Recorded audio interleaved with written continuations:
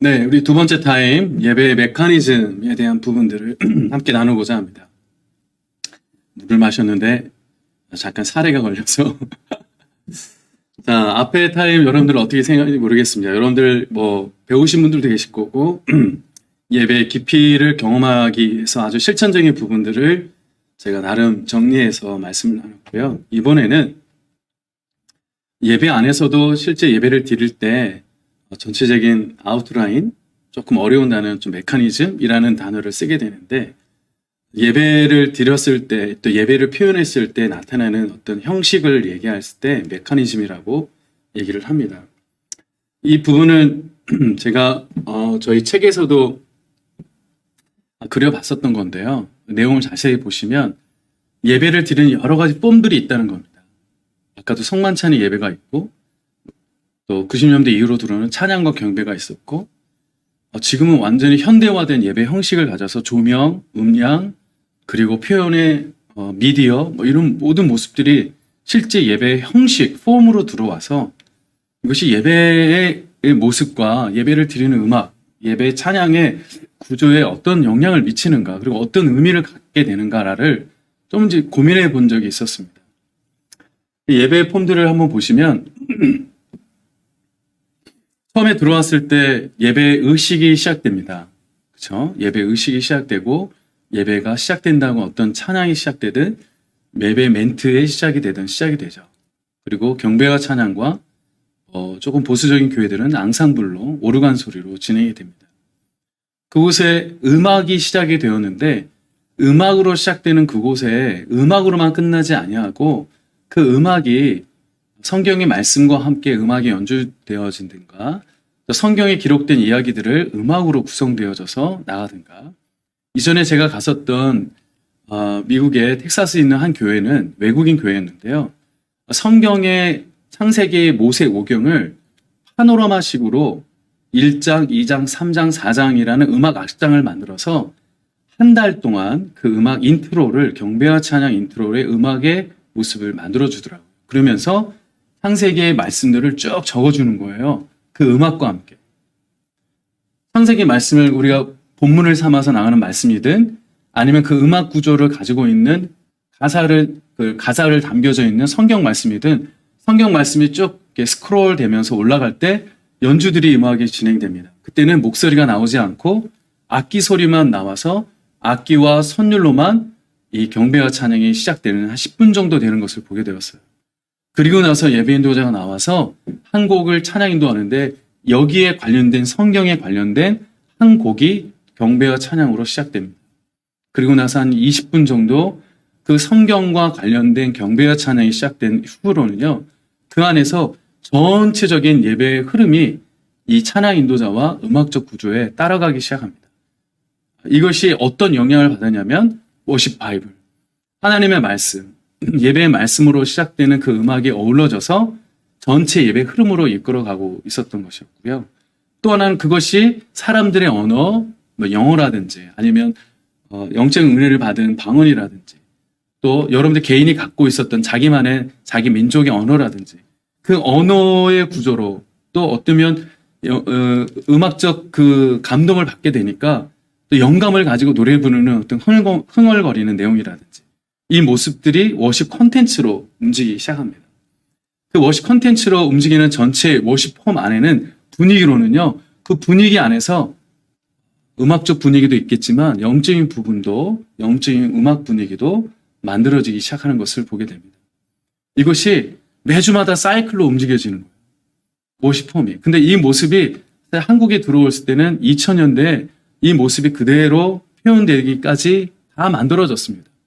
경배와 찬양도 그렇고 예배 인도자도 만들어주고 찬양 인도자도 만들어주고 그 찬양 인도자가 움직여지는 전체 예배 컨텐츠도 구성되어서 큐시트를 만들고 큐시트를 만든 그 내용을 가지고 워십 얼라이언스 전체 표현하고 반응하는 것까지 분위기를 만들어내는 이게 워십 폼으로 나타나기 시작한 거죠.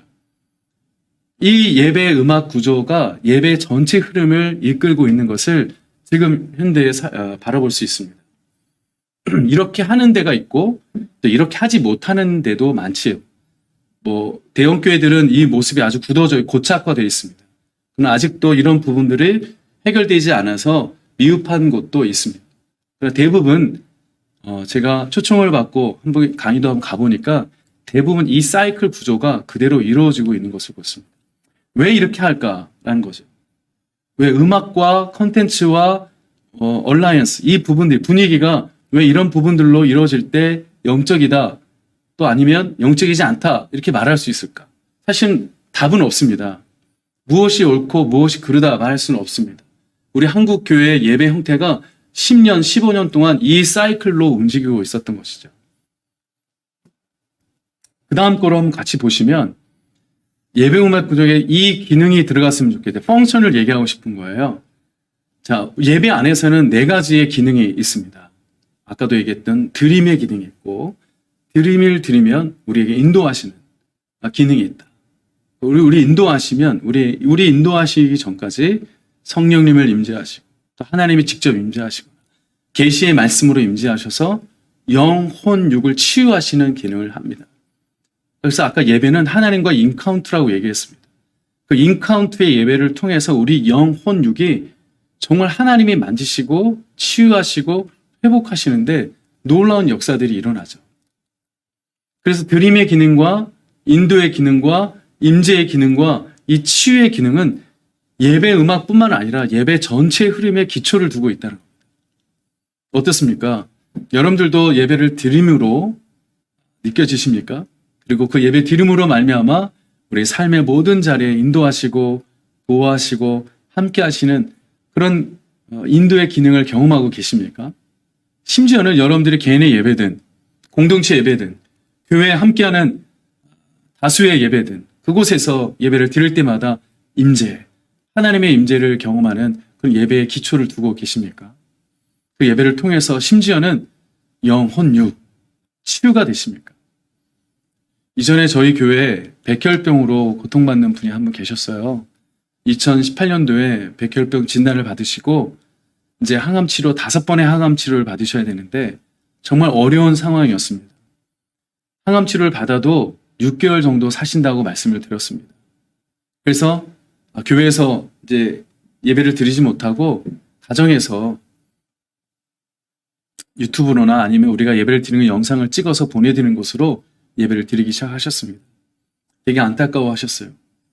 그렇게 예쁜 한 집사님이 갑자기 예배를 드리는 환경으로 못 드려지니까 드림도 안 되고 하나님 나를 인도하시는 느낌도 없고 그곳에 가정에서 예배 드리니 가정이 예배 임재의 경험을 할 수 있는 경험의 장소가 될 수도 없었고 그러다 보니까 마음도 영혼도 정신적으로도 육체적으로도 지쳐가기 시작하셨습니다. 제가 그래서 기타를 하나 들고 그 집사님 가정으로 찾아가서 매주 토요일 날 11시를 제가 먼저 예배를 드리고 주일날 그 내용을 똑같이 제 주일날도 했습니다. 먼저 그분에게 예배를 먼저 인도해 드리고 그 다음 주일날 예배를 드리게 했어요. 한 사람을 위해서 제가 기타를 들고 찾아가서 그곳에서 찬양을 한 15분, 20분 찬양해 드리고 같이 뜨겁게 말씀을 나눠보고 그리고 그 말씀을 뜨겁게 나누는 순간에 통성으로 기도하고 여러분 그 한 사람을 위해서 예배 드리는데 얼마나 감격스러운지 모릅니다.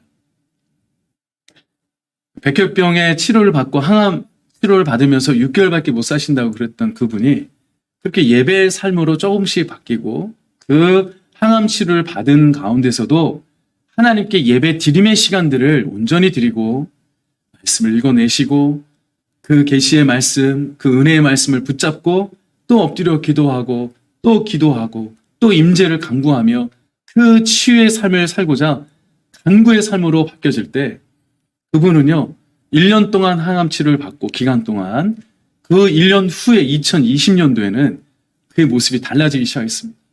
코로나 이후에 사회적 거리두기와 교회는 19명, 20명 이내의 모습만 들어왔었는데 그 20명의 예배에 저도 껴달라고 하나님이 살려주셨으니까 저 좀 거기 껴달라고 해달라는 거예요. 이제는 목사님 토요일날 오지 않으셔도 되고 주일날 제가 가겠습니다. 하나님이 고치셨습니다. 라고 제가 이제 드려야 합니다.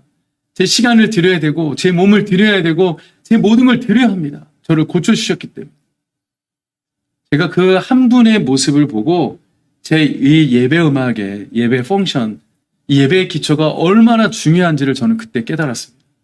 그분 지금 백혈병에서 완전히 치료되셔서 머리가 다 삭발이 됐던 그 모습에서 완전히 회복되고 지금 다시 머리가 자라시고 몸도 숙주 반응이 거의 없으시고 이제 완전히 회복돼서 지금 두 손을 들고 매주마다 맨 앞자리에서 예배를 인도하고 계시고 예배를 찬양하고 있는 모습을 보게 되었어요.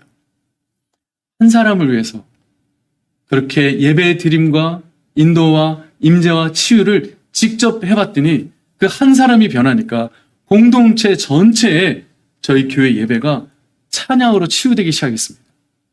사실 저희 교회는 새 이룸교회입니다. 새 이룸교회는 2016년 1월 24일 날 개척 창립을 했습니다. 설립을 했습니다. 설립한 이후로 6년 만에 187명이라는 출석 인원으로 부응되었습니다. 근데 출석 인원이 다 잘한다 말할 수는 없겠지만 찬양으로 부응된 교회다 보니까 매주 드려지는 찬양 드림이 정말 많은 교회부들보다 조금 더 저희 시간을 투자하고 시간을 더 배려해서 찬양의 시간을 올려드리는 시간을 마련했었습니다. 그래서 이 드림과 인도의 기능 가운데 찬양의 시간을 많이 드렸던 거예요. 여러분 찬양이 기도가 되길 원합니다. 여러분 찬양이 고백이 되길 원합니다.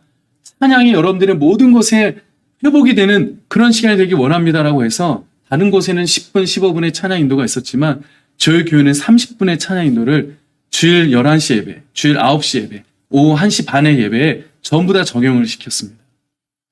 그 적용하는 그 순간 찬양이 흘러넘치는 그곳에 저희 교회는 조금 더 많은 영혼들이 찬양을 통해 회복이 되고 치유가 되고 주님이 함께 하시는 경험들을 맛보게 됩니다. 그래서 저희 예배 음악, 저희 교회 예배는 예배 음악이 전체적으로 구성되어 있는데 이 네 가지 기능으로 컨텐츠를 짜고 음악의 큐시트를 선곡하기 시작합니다. 처음에 드림의 기능은 경배와 찬양이고 인도의 기능은 우리 인도하시는 하나님의 성품에 대한 찬양을 선곡하고 임재의 기능은 하나님이 일하실 것과 하나님의 계시적을 주는 컨텐츠의 선곡을 찬양 선곡합니다. 그 찬양 선곡으로 인해서 우리 영혼에 치유가 되는 찬양을 설교 이후에 네 곡을 함께 일어나서 뜨겁게 회복의 찬양으로 올려드립니다. 이 찬양 구조가 그대로 예배 음악 구조가 됐고 예배의 펑션이 되었습니다. 저는 이 현장이 있었기에 지금 저의 예배 사역에 그리고 담임 목사 사역에 큰 힘을 경험하게 된 거예요. 이게 이론적으로 이게 될 수 있을까라고 고민을 했었는데 오랫동안 예배 찬양 선곡을 한 25년 동안 하다 보니까 이 기능에 거의 딱딱 맞춰서 컨텐츠에 맞춰서 찬양 선곡을 하다 보니 예배 음악이 예배 전체 영감의 분위기와 살아있는 예배로 가는데 정말 중요한 역할을 하는 것을 저는 깨달았어요. 그래서 저희 교회는 조금 어렵지만 찬양 사역자들을 3명 정도 저희들이 함께 청빙을 해서 예배 인도자 그리고 싱어 2명 그리고 연주자들 4명을 전부 다 청빙을 했습니다. 전문 사역을 하기 위해서. 이 부분에 좀 더 깊게 가기 위해서 조금 더 선명하게 그리고 음악에도 구조를 좀 더 선명하게 하기 위해서 교회에서 조금 더 투자를 해서 이 부분을 하고 있습니다. 저희 성도들도 이 부분이 너무 감사하다고 너무 기쁘고 너무 감격스럽다고 얘기합니다. 어떠십니까? 여러분들 교회는 이런 부분들 한 사람을 위해서 드림, 인도, 임재, 치유의 기능을 하기 위해 여러 방편들을 준비하고 계시잖아요. 여러분 예배 인도자 또 예배 사역자 특별히 지금 한미준 이 온라인 스쿨을 통해서 듣고 계시는 혹시 개척을 하고 이후에 내가 어떻게 할 것인가라는 고민을 하고 있을 때 이 음악적 구조의 기능을 가지고 찬양 선곡을 미리 해보시기 바랍니다. 그리고 여러 개의 샘플들을 가지고 계십시오. 그 모습을 가지고 찬양 인도하고 설교를 하시고 또 이후에 경배와 찬양 하시고 축도하시는 그 예배 폼을 가지실 때 정말 그 예배가 감격스럽더라고요.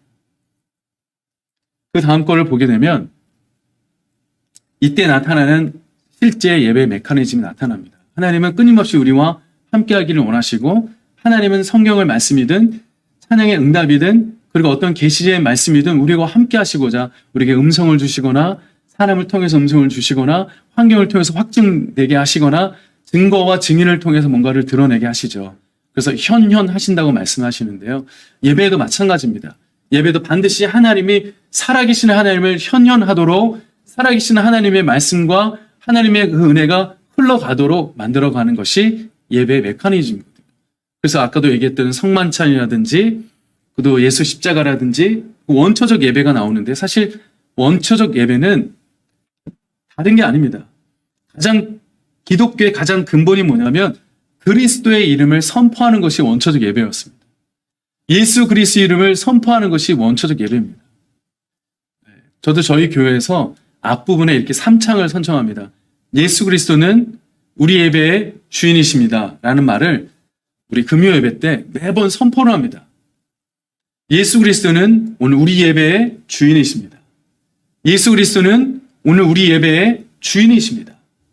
예수 그리스도는 오늘 우리 예배의 주인이십니다. 3번을 선창하면서 예배가 시작이 됩니다. 이게 원초적 예배거든요, 사실. 다른 예배가 아닌 거죠. 원초적과 다른 예배, 여러 가지 이야기겠지만 원초적인 것은 예수 그리스도를 선포하는 것입니다. 그래서 이 예수 그리스도를 선포하실 때 그때 놀랍도록 하나님의 계시, 그죠? 하나님의 계시, 자기 계시, 하나님의 은혜, 하나님의 말씀, 하나님의 생명의 말씀, 진리의 영이 임하기 시작하는 겁니다. 그래서 아까 연결되는 부분이 바로 워십 펑션 그리고 워십 폼으로 이어지기 시작합니다.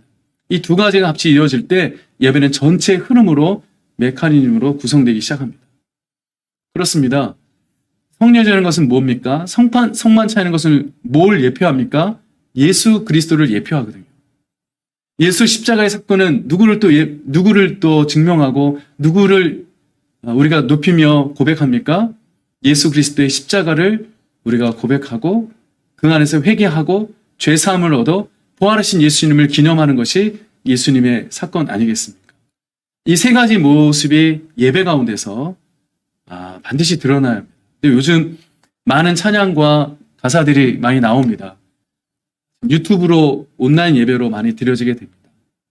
정말 좋은 영상도 많이 나오고 좋은 가사로 된 창작곡들이 정말 수없이 많이 나오고 있습니다. 저도 여러 가지 내용들을 찾아보고 또 들어보고 보게 됩니다.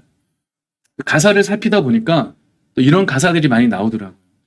이런 경우, 내가 하나님을 찬양을 올려드리고 내가 주님 앞에 가까이 가는 부분들의 가사도 많이 나오고 또 이런 가사도 나오는 거예요. 하나님이 내 삶에 왔으면 좋겠다는 거예요. 하나님이 내 곁에 있었으면 좋겠다는 거예요. 하나님이 내 모든 환경에 있었으면 좋겠다는 거예요. 위에 계신 하나님이 내 삶에 있었으면 좋겠다는 것으로 표현되는 가사들이 적지 않아 있더라고요. 그 가사를 보면 나의 어려움이 있으니, 내가 어려우니, 내가 고난이 있으니, 내가 아파하고 있으니, 내가 상처를 받았으니 하나님이 오셔서 내 상처를 씻어주세요. 하나님이 오셔서 내 고민을 씻어주세요. 하나님이 오셔서 내 고난과 고통과 아픔과 상처를 씻어주세요. 라고 하는 가사들이 적지 않아 있더라고요. 아까도 말씀을 드렸지만 하나님께 드리는 예배와 찬양의 가사는 하나님을 높여드리는 것입니다. 독설로지라는 것이 있습니다. 우리 찬양의 가장 근간은 예수 그리스도가 빠져서는 찬양이 될 수가 없습니다. 그렇잖아요? 이 고백든 하나님 올려드리는 고백이든 찬양의 가사에 예수 그리스도가 빠질 수가 없거든요. 그래서 말씀드리는 겁니다. 위에 계신 하나님이 내려오셔서 내 상처를 고쳐주는 하나님으로 바라보지 않게 만들어야 합니다. 왜냐하면 예배는 드려지는 것이고 예배는 하나님께로 나아가서 하나님을 찾고 하나님의 말씀 앞에 엎드려 순종하며 나아가는 모습이 먼저 되어질 때 예배가 시작된다고 말씀을 드렸잖아요. 그렇잖아요? 근데 우리는 어려우면 주님 오셔서 내 상처를 씻어서 이렇게 나가는 가사는 사실 찬양이 아니라 고백의 노래입니다. 고백의 노래인 거죠. 찬양은 올려드리는 것입니다.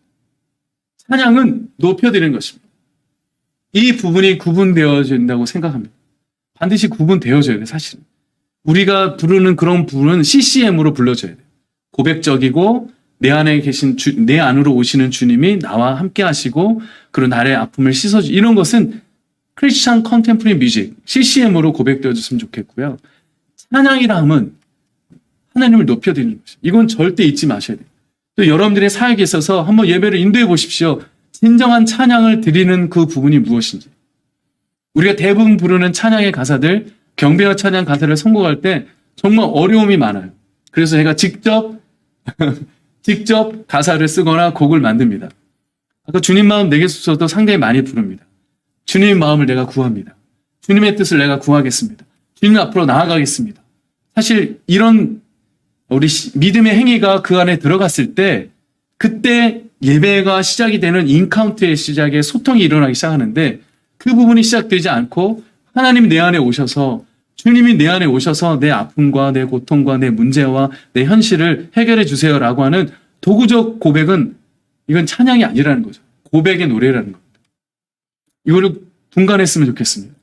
이것은 구분되었으면 좋겠어요. 예배는 반드시 예배 안에는 찬양은 반드시 예수 그리스도가 원초적으로 드러나야 합니다. 물론 너무나 그 본질적인 이야기라 말할 수 있겠지만 사실 찬양을 드릴 때 예수 그리스도 이름 외에는 찬양 드릴 게 없거든요. 기독교의 대부분의 찬양은 성부와 성자와 성령 삼위일체 하나님의 이야기, 하나님의 행하신 말씀을 주신 그리고 행하신 일들 그것을 높여드리는 것이 사실 찬양이었거든요. 그러니까 오늘날 우리들은 좀 더 편하게 조금 더 가깝게 조금 더 친밀하게 느껴지기 위해서 가사들을 개사하거나 가사들을 조금 더 친밀한 가사를 쓰다 보니 하나님이 이 땅에 내 안에 오시는 거로. 사실 그럴 수가 없는 상황인데 너무나 친근감 있게 다가오고 있어요. 이 부분은 좀 민감한 상황이죠. 그러나 찬양이람과 그리고 우리 노래라는 것은 분간을 해야 한다고 저는 생각합니다. 예배는 드려져야 하는 것입니다. 찬양도 올려드리고 높여지는 것이 찬양인 것이죠. 그래서 예배에는 반드시 이 두 번째 그리스도인의 응답이 있습니다. 그래서 그리스도의 응답은 아까도 말씀을 드렸지만 예배 메커니즘의 가장 중요한 부분인데 하나님께 예배를 드리고 주님의 이름으로 고백을 하고 주님의 이름으로 경배하고 엎드리며 회개하고 항복할 때 그때 우리에게는 무엇이 있다고 아까 그 메커니즘에 봤습니까? 치유, 회복, 응답 이런 부분들이 일어나기 시작합니다. 그래서 이 메커니즘의 가장 두 번째 그리스도인의 응답의 이 부분은 우리의 행위가 필요한데요. 고백의 행위가 필요한데 우리 부분들을 뜻을 항복해야 되고 회개는 주님의 뜻대로 가는 것이고 진정한 찬양을 올려드릴 수 있어요. 내가 만난 하나님, 내가 경험한 주님의 그 은혜, 주님의 그 말씀, 주님의 그 깨달음, 내 삶 속에서 경험한 그 감사, 그 감사를 통한 간구를 통한 그 믿음으로 순종하는 것이 이것이 하나씩 컨텐츠로 움직여질 때 우리들에게는 마음도 육체도 또 우리의 드리는 영혼의 예배도 회복이 되기 시작하는 것이죠. 저는 예배의 메커니즘 중에 그리스도의 응답이 필요하죠. 그리스도인들의 응답이 정말 절실히 필요합니다. 그러기 위해서는 더 가까이, 더 회개하는 것입니다. 더 찬양하는 것입니다. 더 감사해야 되는 것입니다. 더 간구해야 되는 것입니다. 코로나19 작년에 저희들 너무나 힘들었습니다. 한 명도 들어오지 못하는 어떤 환경에 한 달 동안 저희가 예배를 드렸을 때 순번호로 돌렸습니다. 5명씩 들어오기만 하고 순번호로 돌려서 우리가 4주 동안 예배를 드린 적이 있었습니다. 그 5명 들어오신 분들은요. 성전에서 예배 드리는 환경에서 5명만 드리니까 160석 되는 그곳에서 5명만 예배 드리니까 너무나 마음이 답답하고 힘들어한 부분에 정말 하나님께 간구하는 예배를 드렸고 찬양 가사도 예전의 찬양 가사가 되지 않더라고요. 그때 부르는 찬양 가사는 지금 나를 역사하시고 나를 만나주시는 가사처럼 다가오기 시작한 거예요. 그때 드리는 감사도 놀라운 감사로 나타나기 시작하는 거죠. 이전에 드렸던 감사와 다르게 그 안에서 5명만 선별되어서 온 그 감사의 간구는 정말 놀라운 감사와 간구였습니다. 선별되어져서 5명만 예배드리는 환경. 지금도 10%만 예배를 드립니다. 10%만 드리는 예배, 저희가 인원수를 로테이션해서 돌리면서 그 10%만 예배를 드리러 옵니다. 그 드리러 오는 그 순간 그 예배자들의 마음은 어떻겠습니까? 이전에 드렸던 예배와 지금 선별되어서 10%만 드리는 예배의 마음이 다르잖아요. 그렇죠? 찬양이 다르고요. 말씀 들음이 다르고요. 말씀의 들음으로 깨달아진 영혼의 깨달음이 다를 것이고 거기서 나오는 영적인 감사와 간구는 또 다를 것입니다. 이런 예배의 메커니즘들이 다시 회복이 되어질 때 그리스도인들의 응답은 영혼의 회복으로 다가올 것이고, 베드로 전서에 나온 1장에 말하는 믿음의 결국은 영혼의 구원이라는 것을 경험하게 될 것입니다. 이 예배의 메커니즘, 그리스도인의 응답, 우리 응답하기 위해서 반드시 이 형태들, 이러한 행동들의 실천들이 일어날 때 그때 정말 진정한 회복이 일어나더라고요. 다음 PPT를 보면 예배의 메커니즘 중에 제가 많이 쓰는 단어가 회개입니다. 메타노니아라는 헬라어를 갖고 있는데 돌이키다라는 것이죠. 이 이야기가 성경에 39번이나 나옵니다. 돌이키다라는 뜻이. 요한일서 1장 9절의 말씀을 보면 만일 우리가 우리 죄를 자백하면 그는 미쁘시고 의로우사 우리 죄를 사하신다. 우리를 모든 불의에서 깨끗하게 하실 것이다. 여기 우리 죄를 자백하면 이라는 단어가 바로 메타노니아, 회개하다라는 뜻을 가지고 있습니다. 갔던 길을, 갔던 생각을, 갔던 뜻을 주님의 뜻으로 맞추는 것입니다. 주님의 생각으로 맞추는 것입니다. 주님의 길로 맞추는 것입니다. 그것이 메타노니아, 회개였습니다. 두 번째 말씀에도 보니 예수님이 직접 말씀하시죠. 예수께서 들으시고 마가복음 2장 17절을 보니 예수께서 들으시고 그들에게 이르시되 건강한 자에게는 의사가 쓸데없고 병든 자에게야 쓸데가 있느니라. 나는 의인을 부르러 온 것이 아니요 죄인을 부르러 왔노라 하시니라. 죄인이란 것이 성경에서도 구약 성경에도 죄인이 나오고 신약 성경에도 죄인이 나오지만 여기서 죄인은 하나님의 뜻, 말씀대로 살지 않는 자들, 하나님의 부름 가운데 죄로 예수님을 주님으로 고백하지 못한 자들, 그들을 죄인이라고 얘기합니다. 또 심지어는 유대 관점에서 보면 병든 자, 또 소외된 자, 문둥병자, 이들을 전부 다 죄인 취급했습니다. 정말 이들은 왜 그렇습니까? 그래서 병든 자, 그리고 연약한 자들, 전부 다 그들을 의인을 불러서 죄인들을 치료하고자, 죄인들을 회복하고자 의인이 왔다는 것을 말씀합니다. 결국 의인은 죄인들을 회복시키는 것입니다. 의인은 죄를 회복시키는 것입니다. 그 목적하에 죄인을 부르시는데 죄인들의 반응은 회개였습니다. 주님을 주님으로 인정하고 주로 고백하는 자들에게 회개가 일어나고 회복이 일어나기 시작하는 거죠. 이게 메타노니아. 요한일서 1장 7절의 말씀에 이 말씀이 또 하나 있습니다. 그 빛 가운데 계신 것 같이 우리도 빛 가운데 행하면 우리가 서로 사귐이 있고 그 아들 예수의 피가 우리를 모든 죄에서 깨끗하게 하실 것이다. 그 빛 가운데 계신 것 같이 우리도 빛 가운데만 수요만 낸 것이 아니라 빛 가운데 거하시는 것처럼 우리도 빛 가운데 거하게 하신다. 정말 놀라운 발견 아니겠습니까? 나는 죄인인데 죄인으로 끝나지 아니하고 주님이 하신 것처럼 나도 빛 가운데 거할 수 있고 빛처럼 살 수 있다는 것이고 주님이 하나님과 사귐이 있는 것처럼 우리도 하나님과 사귐이 있도록 하신다는 거죠.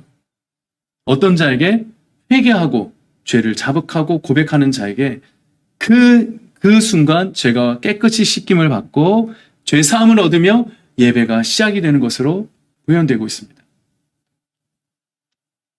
그 다음엔 찬양의 언어죠. 아까도 말씀드렸지만 그 회개와 찬양의 언어. 이 찬양의 언어는 시편 96편 1절로 5절 말씀에 잘 기록이 되었습니다. 여러분들도 이 말씀은 잘 읽으셨으면 좋겠어요.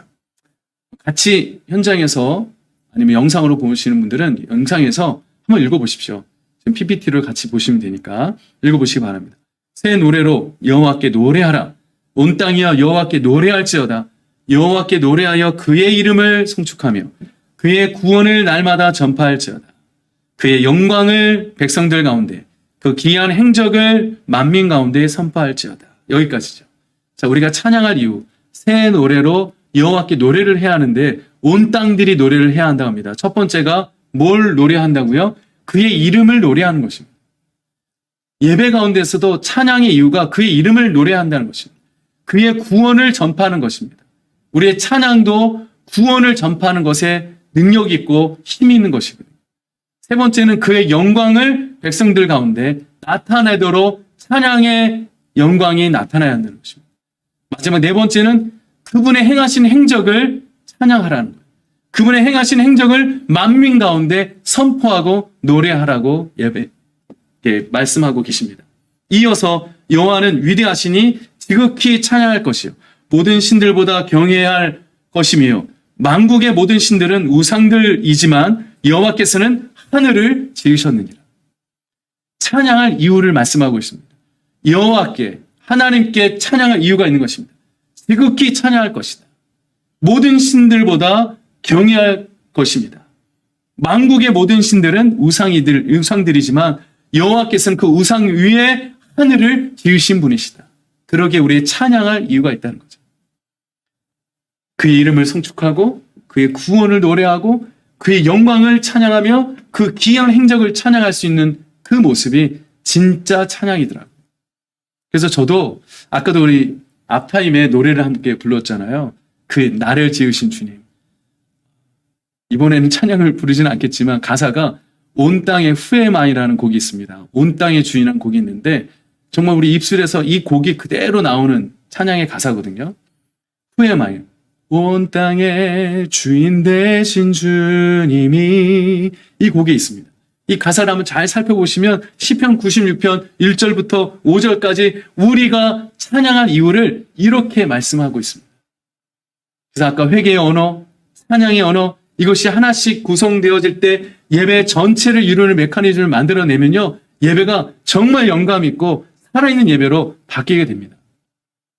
세 번째 메커니즘의 언어가 감사의 언어들. 감사의 언어. 이 감사의 언어는 정말 많이 나오거든요. 사도 우리 바울이 이 찬양을 올려드릴 때 찬양, 감사, 간구, 기도가 전부 다 찬양이라고 얘기를 합니다. 찬양, 감사, 간구, 기도. 이 부분이 찬양이라고 얘기를 합니다. 여러분들은 어떠십니까? 찬양은 노래만 생각하셨죠? 간구, 기도, 감사가 다 포함되어 있는 것이 찬양이라고 얘기를 합니다. 그래서 이 찬양 속에 우리의 마음과 영적인 부분과 또 우리의 생각을 담아 올려드리는 거고 심지어는 우리의 삶의 모든 것을 담아 찬양, 감사, 간구, 기도를 올려드릴 때 그때 감사의 언어가 올려지면 놀라운 그 예배 가운데 하나님은 계시적인 은혜로 임재하심으로 찬양의 반응에 응답하심으로 성령의 충만함으로 보여지기 시작합니다. 그래서 이 감사의 언어가 예배 가운데 너무 중요한 단어 중에 하나예요. 그래서 성경에도 나옵니다. 시편 50편 23절 같이 한번 읽어보는데요. 감사로 제사를 드리는 자가 나를 영화롭게 하나리. 그의 행위를 옳게 하는 자에게 내가 하나님의 구원을 보이리라. 감사로 제사를 드리는 자가 하나님의 구원을 보이리라. 감사로 제사를 드리는 자가 하나님을 영화롭게 할 뿐만 아니라 그의 행위를 옳게 하는 것뿐만 아니라 하나님의 구원을 보게 한다. 그만큼 감사의 고백과 언어가 얼마나 중요한지를 말씀하고 있습니다. 시편 118편 28절 말씀에 보면 이와 같이 말씀하고 있습니다. 주는 나의 하나님이시라. 내가 주께 감사하리이다. 주는 나의 하나님이시라. 내가 주를 높이리이다. 시편 기자들의 대부분의 이야기는 주, 나의 하나님, 주라는 단어가 상당히 많이 나옵니다. 주님을 주님으로, 하나님을 하나님으로 고백하고 높여드리고 감사할 때 그곳에 감사의 언어가 예배의 언어로 바뀌어 하나님을 흠양하시고 그 감사를 받으시는 분은 영화롭게 하게 하시고 또 그의 행위를 옳게 하시는 자에게 하나님의 구원을 보이게 하신 겁니다. 이 예배가 너무 중요한 단어 중에 메커니즘 중에 가장 중요한 언어가 감사의 언어였습니다. 하나님의 구원을 보이는 것. 여러분들의 예배에서 또 가정의 예배에서 개인의 예배에서 감사가 빠지 않았으면 좋겠어요. 감사합니다. 그래도 감사합니다. 그래서 감사합니다. 그럴지라도 감사합니다. 저희 감사절에 예배할 때 이 단어를 우리 성도들하고 계속 선포했어요. 그래서 감사합니다. 그럼에도 불구하고 감사합니다. 그럴지라도 감사합니다. 이런 감사를 자꾸 들여다보니까 우리 안에 감사가 들어오고 내면으로 감사가 들어오고 감사하지 않은 환경 속에서도 감사를 얘기했더니요. 그 속에서 하나님 아버지의 마음을 찾게 되고 하나님 깊으신 만남, 인카운트의 형태들이 내 속에서 자꾸 일어나는 형태들을 간증하고 표현한 것을 우리 성도들의 삶을 통해서 듣고 경험한 적이 많았습니다. 그렇습니다. 감사로 제사를 드리는 예배, 감사로 드리는 예배, 그때 하나님을 영화롭게 할 뿐만 아니라 그 행위를 옳게 하는 자에게 하나님의 구원을 보이시게 하는 이 감사의 언어가 예배 메커니즘 중에 중요한 언어라는 것을 설명합니다. 세 번째는요, 시편 136편 3절에 말합니다. 주들 중에 뛰어난 주께 감사하라. 주들 중에 뛰어난 주께 감사하라. 그 인자하심이 영원함이로다. 그 인자하심이 영원함. 주들 중에 뛰어난 주께. 그 많은 세상 중에도 우상을 숭배하는 자들, 그들도 주라고 얘기하는 우상들이 있지 않습니까?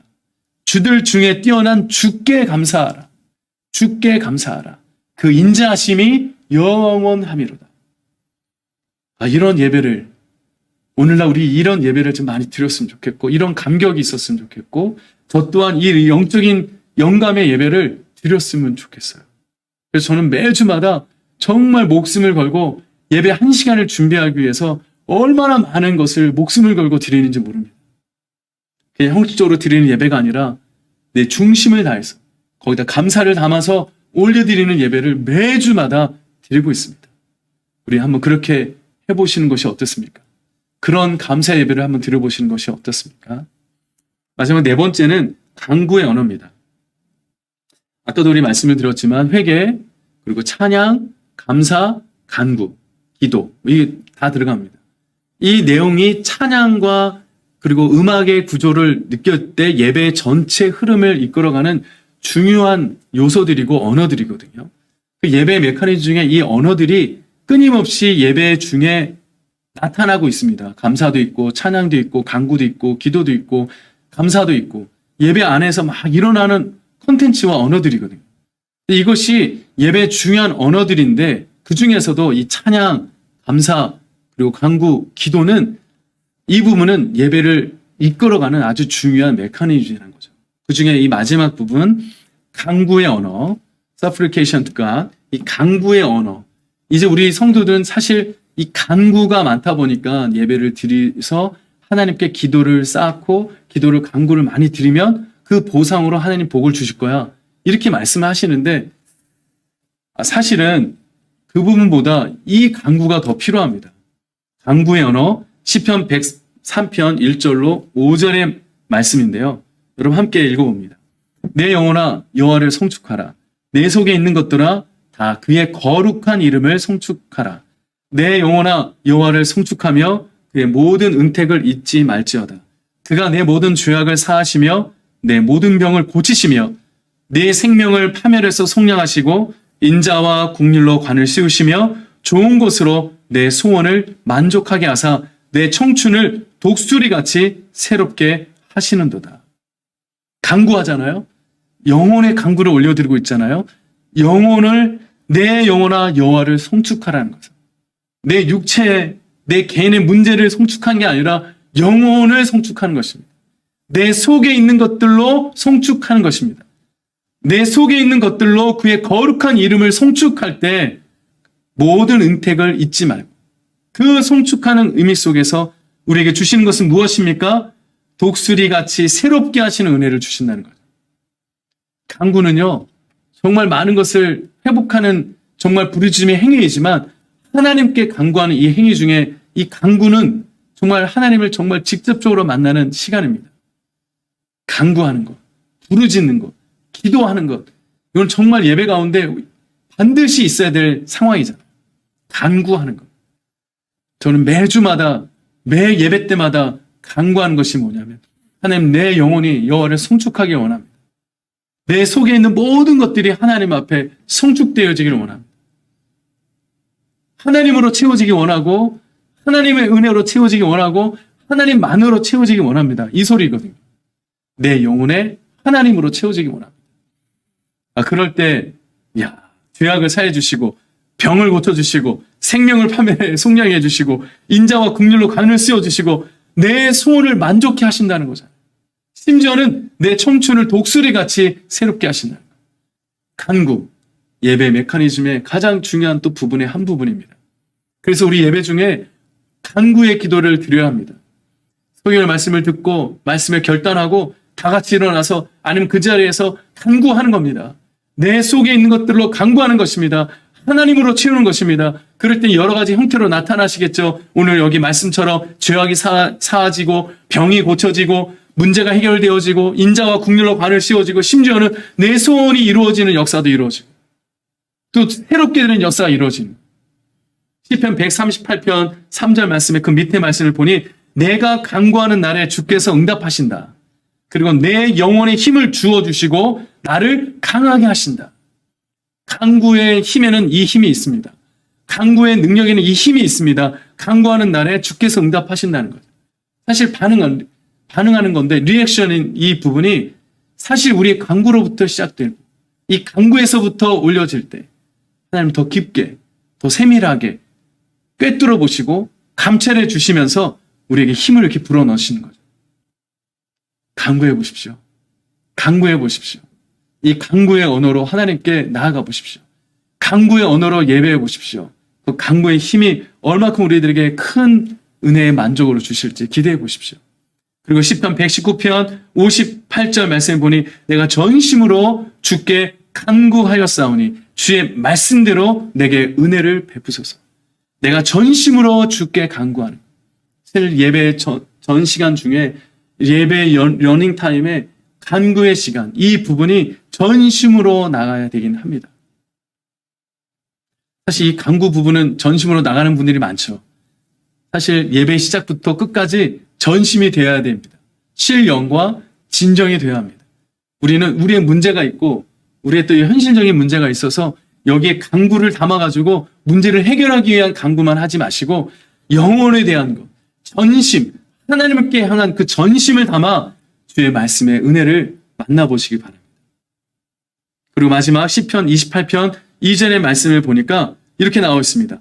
내가 주의 성소, 지성소를 향하여 나의 손을 들고 주께 부르짖을 때 나의 간구하는 소리를 들으소서. 여기서 지성소를 향하여 나의 손을 든다는 것은 무슨 말씀입니까? 아까 첫 번째 언어죠. 회개 언어입니다. 회개 언어. 하나님의 뜻대로 살겠습니다. 하나님 뜻대로 하지 못했던 것을 다 내려놓고 항복하고 손을 들고 주께 나아가겠습니다. 그리고 간구하는 것입니다. 하나님으로 채워주십시오. 거룩한 이름으로 채워주십시오. 하나님의 은택으로 채워주십시오라고 손을 들고 주께 간구하고 부르짖을 때 하나님 들으신다는 것. 이 예배 전체에 이 간구의 언어가 정말로 핵심적인 단어들이 많이 들어있거든요.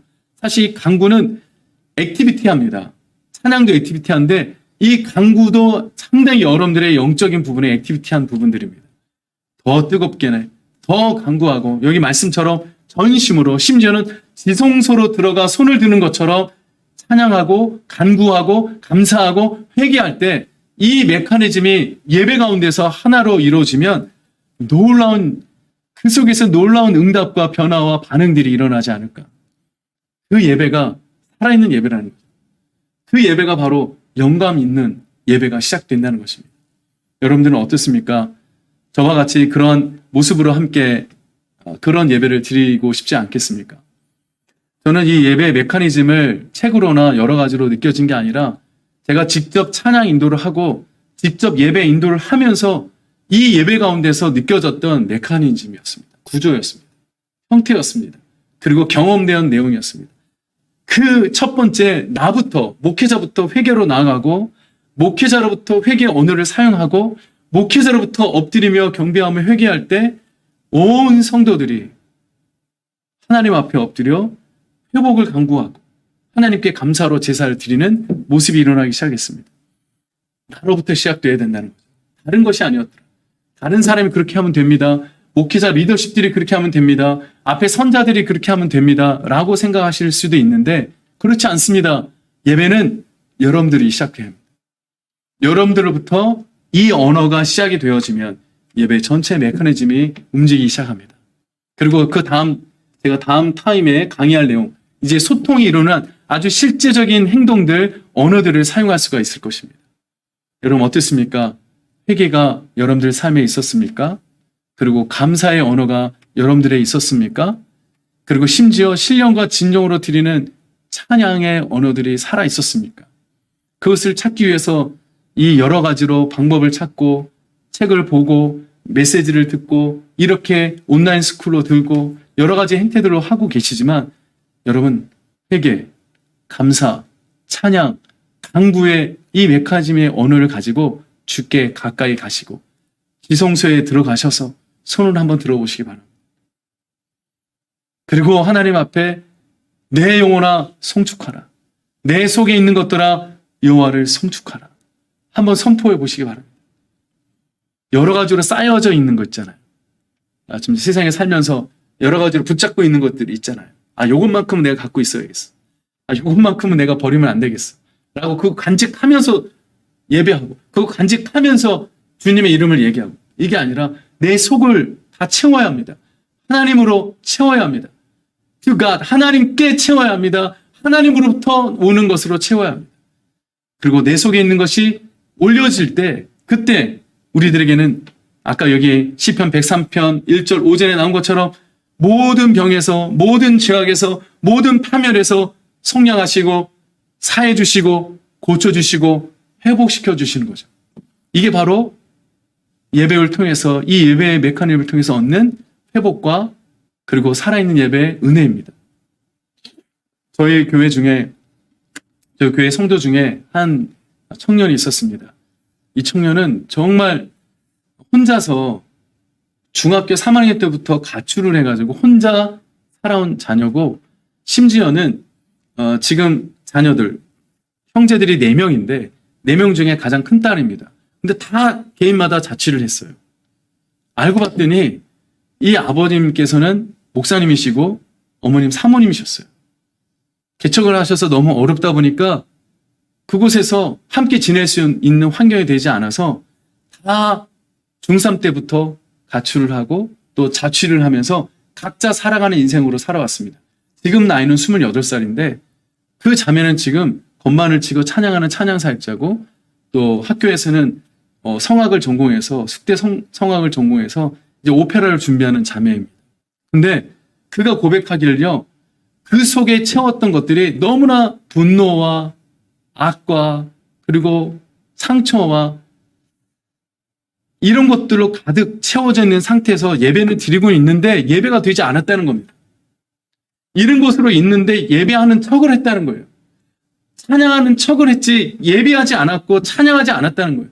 내 속은 다른 속인데 내 속에 있는 것들을 드러내서 찬양할 수가 없었다는 것입니다. 너무 부끄러웠고 너무 약했고 너무 아팠고 너무 힘들었던 것이죠.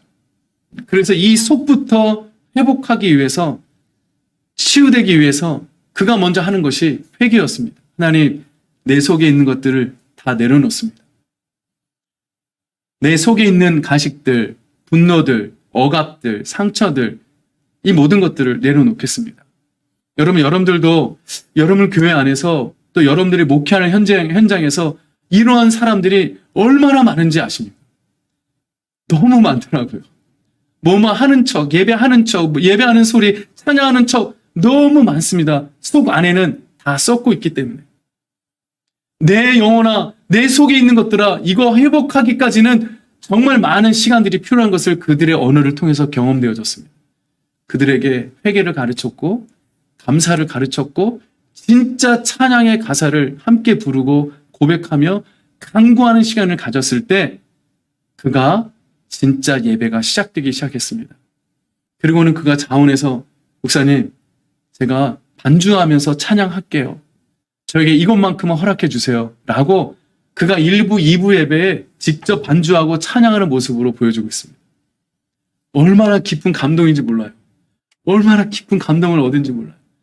그 모습을 가진 내용을 몇몇 사람들 알고 있기에 눈물이 저절로 나옵니다. 지금도 자취하고 있고 지금도 고통받는 현장에 혼자서 살고 있는 그 환자의 신방 가봤더니 혼자서 그거를 다 감당해야 되는 환경을 보고 정말 담임 목사로서 가슴이 아팠습니다. 근데 그의 비전이 진짜 예배자가 되는 것입니다. 그의 진짜 소망이 진짜 예배자가 되는 것이었습니다. 그러기에 아까 얘기했던 이 예배를 드리기 위한 메커니즘, 회개, 찬양, 그리고 감사, 마지막 간구의 오늘을 올려드리며 내 속에 있는 것들로 하나님을 경배하고 성축할 때 그때 그 순간 진짜 영혼에서부터 울려나오는 살아있는 예배가 시작됩니다. 그리고 여러분들에게는 영적인 감흥과 감동으로 여러분들의 영혼을 만족해 하십니다. 한번 해보시기 바랍니다. 내가 전심으로 주께 간구하였사오니 주의 말씀대로 내게 은혜를 베푸소서. 그럴 때 그 불을 지질 때 하나님은 들으시고 만나주시고 응답하시고 반응하신다. 이런 예배의 큰 회복이 여러분들의 삶의 예배, 그리고 함께 여러분 준비하고 있는 예배 사역이나 목회 사역에 이런 예배의 큰 은혜가 있기를 바랍니다. 두 번째 타임 오늘 여기까지 하고요. 잠깐 쉬었다가 세 번째 타임에 마지막 소통적인 얘기를 하도록 하겠습니다. 감사합니다.